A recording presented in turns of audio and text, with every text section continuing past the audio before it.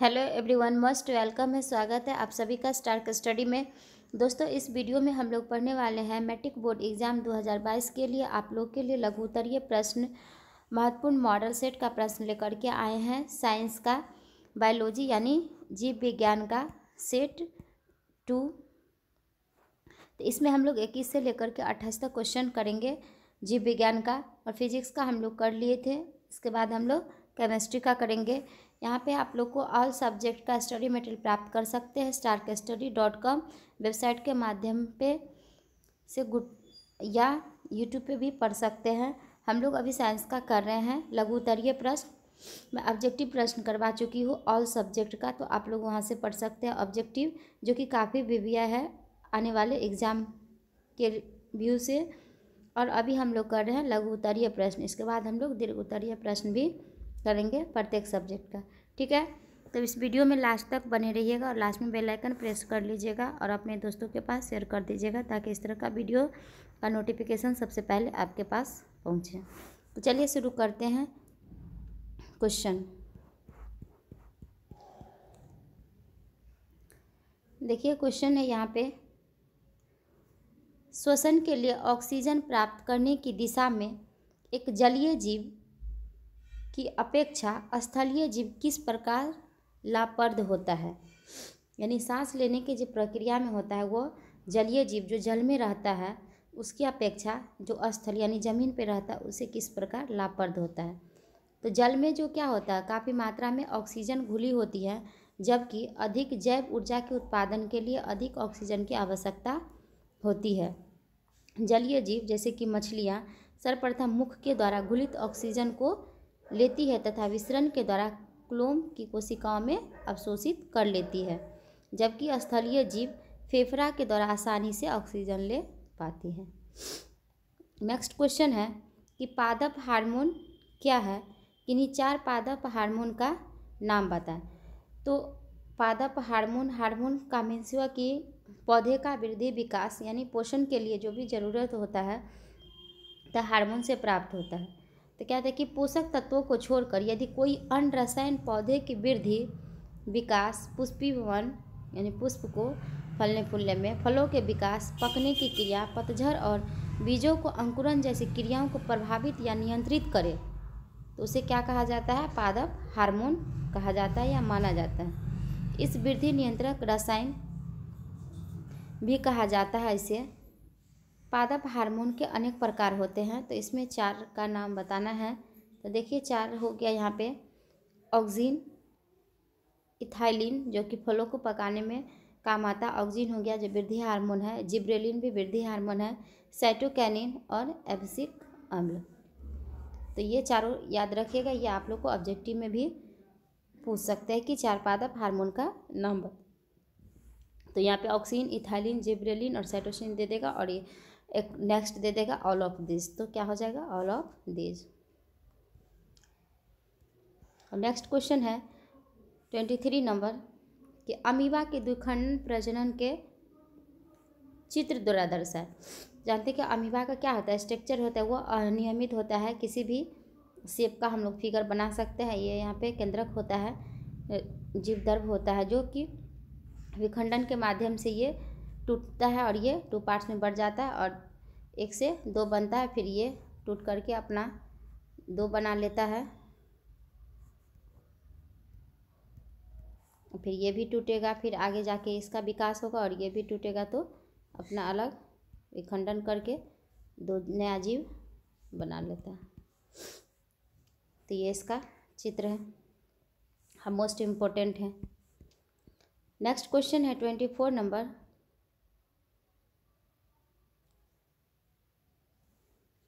कि लिंग क्रोमोजोम किसे कहते हैं, या इसको ऐसे भी क्वेश्चन है कि मानव में यानी मनुष्य में लिंग का निर्धारण किस प्रकार उत्तरदायी या कैसे होता है।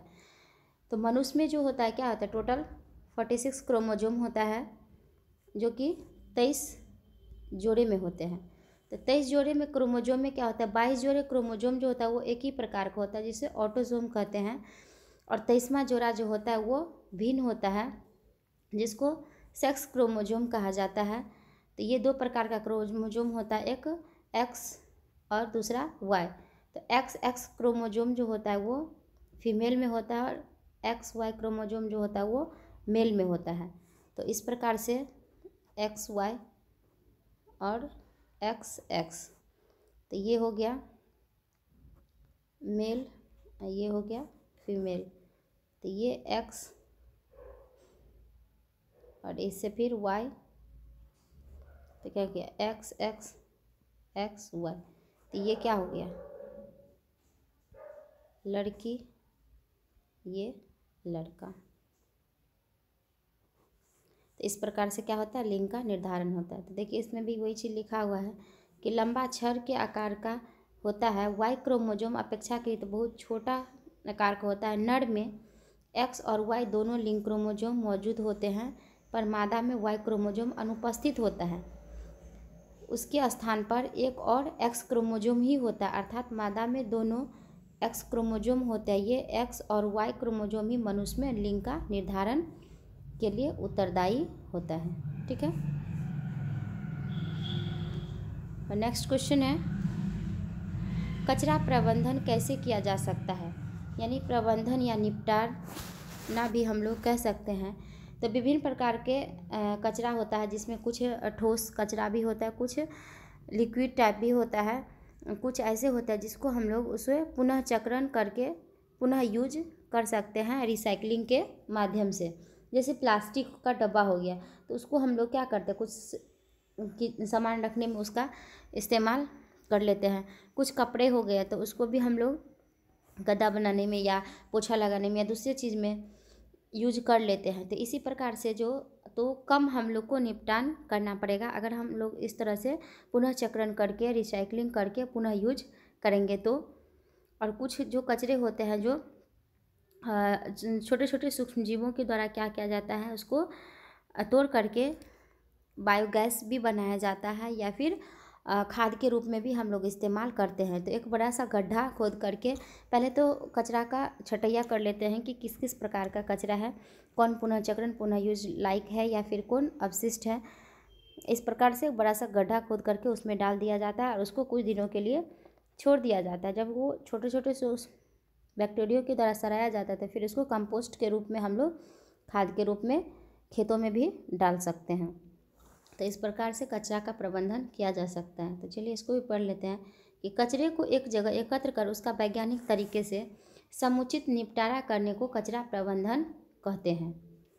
भीड़भाड़ वाले स्थानों पर कचरे को एकत्र करने के लिए बड़ी बड़ी धानियाँ होनी चाहिए। देखते हैं कि शहरों में लोग रोड पे कचरा नहीं डालते हैं, लोग प्लास्टिक में करके रखते हैं और गाड़ी आती है और वो अपना ले जाते हैं, फिर वो उसका पुनः चक्रण करते हैं। संभव है अलग तरह से अन्य अपशिष्टों को इन धानियों को एकत्र करना चाहिए।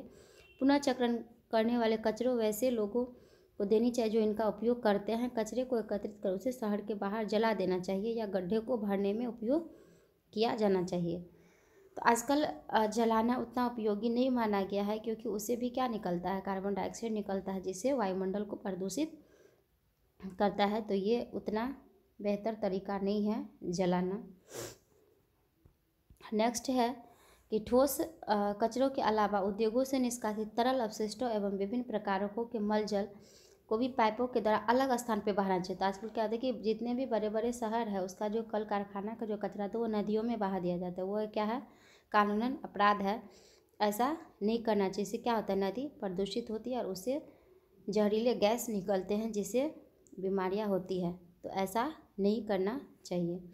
इसके लिए जीवाणुओं का भी प्रयोग होता है। इस प्रकार से कचरा प्रबंधन किया जा सकता है। नेक्स्ट है चिपको आंदोलन क्या है। तो चिपको आंदोलन का कहने से ही अर्थ स्पष्ट होता है कि यह जो था सो पेड़ों को बचाने के लिए 1970 ईस्वी में मूवमेंट चलाया गया था, एक आंदोलन चलाया गया था, जो कि यह हिमालय की ऊंची पर्वत श्रृंखला में गढ़वाल नामक रेनी नामक गाँव में की घटना है 1970 के ईस्वी में। तो ये ऑब्जेक्टिव में भी पूछा जाता है कि चिपको आंदोलन कितने ईस्वी की घटना है। तो ये 1970 ईस्वी की घटना है। किस गांव में हुआ था, तो ये गढ़वाल के रेनी नामक गांव में हुआ था। कहाँ पे, तो हिमालय की ऊंची पर्वत श्रृंखला में। तो ये ऑब्जेक्टिव टाइप में भी 2-3 क्वेश्चन बनते हैं। तो दरअसल वहाँ पे क्या था कि उस समय ठेकेदार पेड़ों को काटने के लिए अपने आदमियों को भेजा था, तो उस टाइम क्या थे, वहाँ के पुरुष नहीं थे। तो बिना भय के, बिना डर के वहाँ की महिलाएं क्या की, वृक्षों को बचाने के लिए जाके वृक्षों से चिपक गई। तो क्या किया, वहाँ का जो ठेकेदार का आदमी था वो वृक्ष को काटने से मतलब रुक गए, नहीं काटे। और इस प्रकार से क्या हुआ, बहुत सारे पेड़ों का बचाव हुआ। कि वही चीज़ लिखा हुआ है इसमें, इसको एक कहानी की तरह से याद कर लेंगे तो वो याद हो जाएगा। यह विवाद लकड़ी के ठेकेदार एवं स्थानीय लोगों के बीच प्रारंभ हुआ, क्योंकि गांव के समीप वृक्ष काटने का अधिकार दे दिया गया था। एक निश्चित ठेकेदार आदमी वृक्ष काटने के लिए आए, जबकि वहाँ के निवासी पुरुष वहाँ नहीं थे। बिना किसी डर के वहाँ की महिलाएं फौरन वहाँ पहुँच गई तथा उन्हें पेड़ों को अपनी बाहों में भरकर यानी चिपक कर ठेकेदार के आदमियों को वृक्ष काटने से रोका। अंततः ठेकेदार को अपना काम बंद करना पड़ा।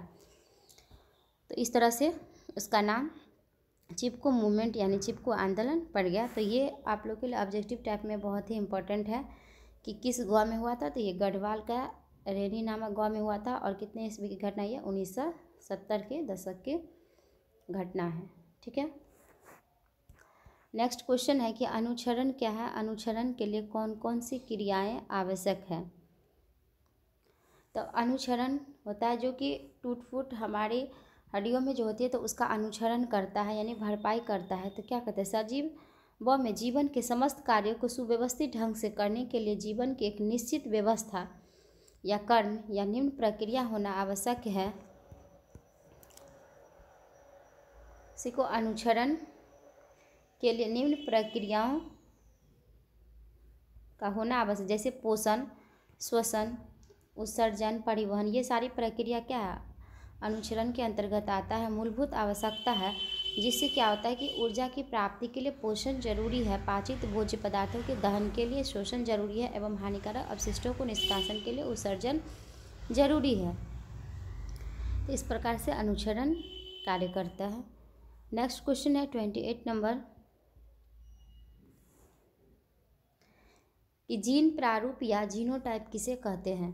तो किसी भी जीव की जीनी संरचना यानी जीन का जो संरचना होता है वो उसके जीनोटाइप पे ही निर्भर करता है। और जीनोटाइप जो होता है वो उसके यानी खानदान से ही आता है। जीवों के गुण जैसे शारीरिक गठन, लंबाई, त्वचा एवं बालों का रंग का निर्धारण उनके जीन प्रारूप के कारण ही होता है। जीन प्रारूप के कारण प्रकट होने वाले गुण की नींव का निर्धारण उनके माता पिता होते हैं। यानी कोई आदमी कितना लंबा है या उसका त्वचा का रंग किस प्रकार का है, बालों का रंग किस प्रकार है, वो उसके माता पिता पे ही निर्भर करता है। क्योंकि ये हमारा जो ये जीन है वो कहाँ से आता है, हमारे पूर्वज से, यानी हमारे माता पिता से उसका आएगा, उसके माता पिता से। युग्मकों के संयोग का समय ही हो जाता है। तो इस प्रकार से हम लोग कितना 21 से 28 तक क्वेश्चन प्रैक्टिस कर लिए। ये सेट 2 का था बायोलॉजी का। अब हम लोग सेट 3 और सेट 4 का करेंगे। ठीक है। इसी तरह से प्रत्येक सब्जेक्ट का लघु उत्तरीय करेंगे, फिर दीर्घ उत्तरीय करेंगे। और जो भी बच्चे अभी तक ऑब्जेक्टिव क्वेश्चन नहीं देखे हैं, जिसमें मैं 2022 का, 21 का और 20 का तीनों का मॉडल पेपर का क्वेश्चन डाल चुकी हूँ। ऑब्जेक्टिव का प्रत्येक सब्जेक्ट और क्वेश्चन बैंक का भी क्वेश्चन है।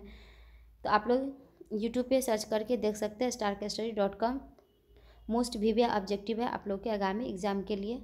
ठीक है। तो थैंक यू, मिलते हैं हम लोग नेक्स्ट वीडियो में।